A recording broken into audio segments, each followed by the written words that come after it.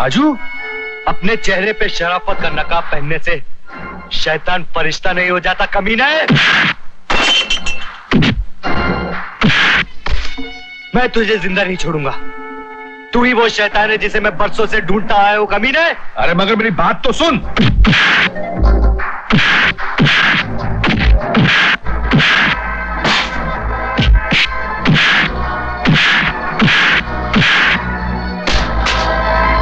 जिन हाथों ने तुझे जिंदगी दी, अब वही तेरी मौत का कारण बना।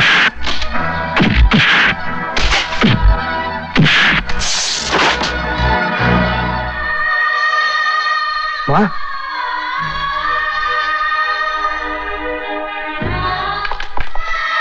चार्ली, फजलू, रंगा, मामा, आपने मुझे पहचाना नहीं? मैं राजू हूं, जो जेल में पैदा हुआ था। राजू? हाँ, लेकिन मेरी माँ की तस्वीर यहाँ क्यों है मामा? राजू, यही तो तुम्हारे बड़े भाई देवी है, जो बरसों से तुम्हारी तलाश में भटक रहे हैं। राजू, राजू, राजू मेरे भाई, मैंने तुझे कहां कहां नहीं तलाश की, कहां कहां नहीं ढूंढा। लेकिन भैया, आपने माँ का खून कैसे किया? नहीं राजू, नहीं, मैंने माँ का खून नहीं किया। माँ का खून तो हरद्वारी लाल के बेटे जिमी ने किया और इसका इल्जाम मुझ पर लगा दिया। मैं तो माँ से तेरा पता पूछने गया था। भैया, मुझे माफ कर दो, मैंने आप पे हाथ उठाया। अरे नहीं पगले, तुझसे मिलने की खुशी में मैं तो मौत को भी गले लगा सकता हूं। लेकिन राजू, अब अपनी जिंदगी का सिर्फ एक ही मकसद रह गया है। जिसने हमारी माँ पे खून का झूठा इल्जाम लगाकर जेल भिजवाया था, उसकी जिंदगी को नरक बनाने का। भैया, वो आदमी कौन है? मैं उसे ऐसी मौत मारूंगा कि... नहीं राजू, तेरे मारने से तो वो एक बार में मर जाएगा। मुझे अपने दुश्मनों को ऐसी सजा देनी है कि वो जिंदा रहकर जिंदगी भर तड़प तड़प कर मरता रहे। लेकिन भैया, आखिर वो आदमी है कौन? हमारे एक नहीं बल्कि चार दुश्मन है राजू।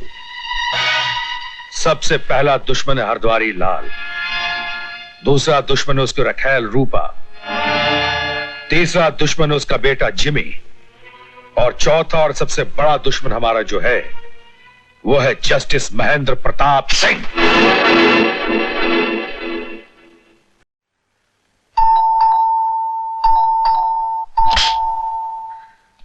मामा, तुम क्यों दरवाजा खोले? आज वो नहीं आया? बेटे, रोज इस तरह क्यों तंग करते हो? आखिर वो तुम्हारे बाप है। बाप नहीं, सो तेरा बाप।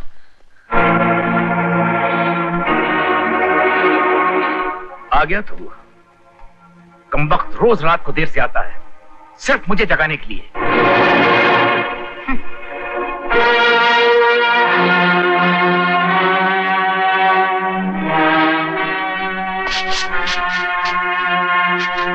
अबे वो सुअर कमीने बदसात हजारों रुपए का कालीन खराब कर रहा है। देखा अपने लाडली की करतूत को। ले जाओ इस दलील औलाद को, वरना हंटर मार मार कर तुम दोनों को ठीक कर दूंगा।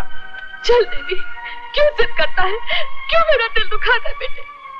ना जाने कैसा जलील था इसका बाप, जिसका जलील खून इसकी रगों में बह रहा है।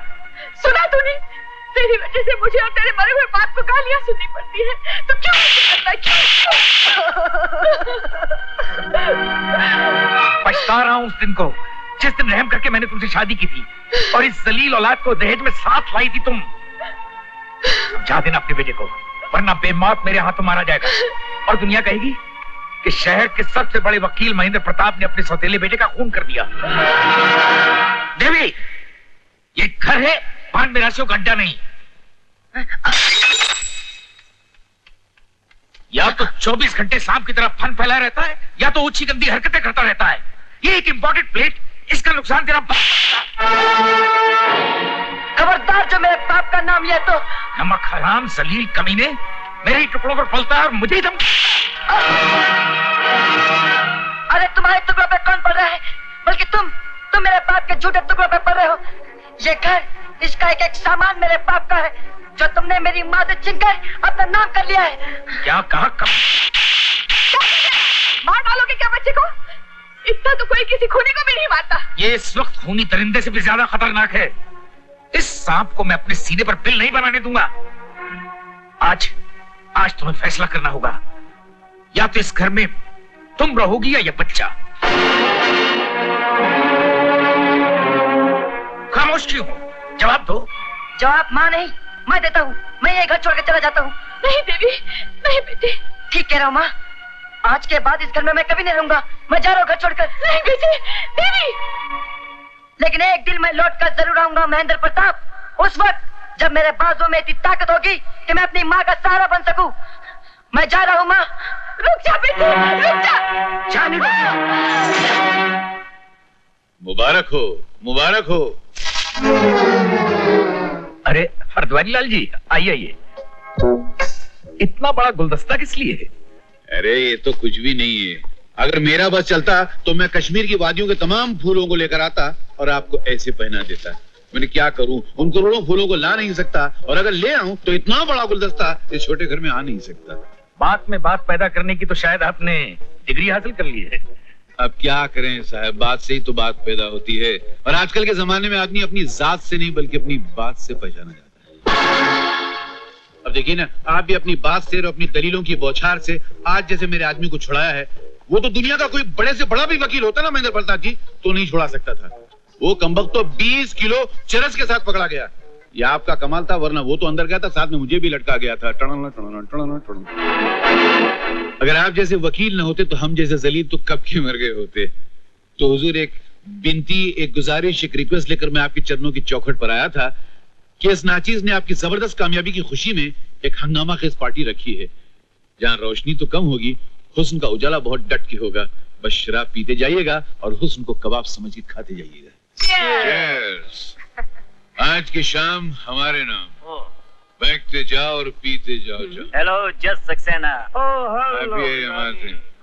रूपा रानी, हमारे प्लान के मुताबिक महेंद्र प्रताप आने वाले हैं। तुम उनको अपने खूबसूरत जिस्म की बोतल से इतनी शराब पिलाओ कि वो लौट कर हमारे मुट्ठी के पिंजरे में हमेशा के लिए कैद हो जाए। डोंट वरी, महेंद्र प्रताप को तो मैं संभाल लूंगी। तुम सिर्फ मेरे बुढ़े खूसट पति को संभालो। डोंट वरी, संभाल लूंगा। Best of luck.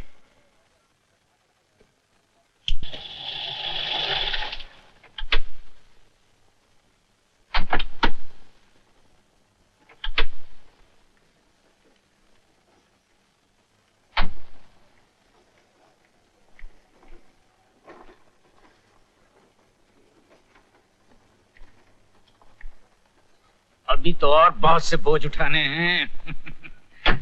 Hanuman ji साहब, तुम घर चले जाओ और गीता से कहना मेरा इंतजार न करे, मुझे देर हो जाएगी।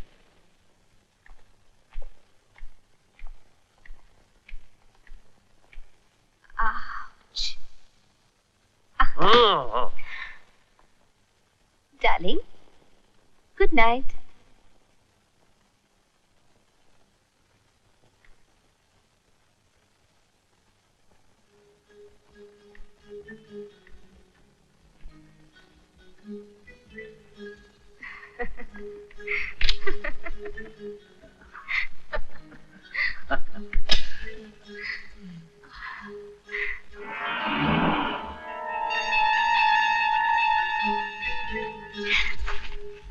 Don't be naughty.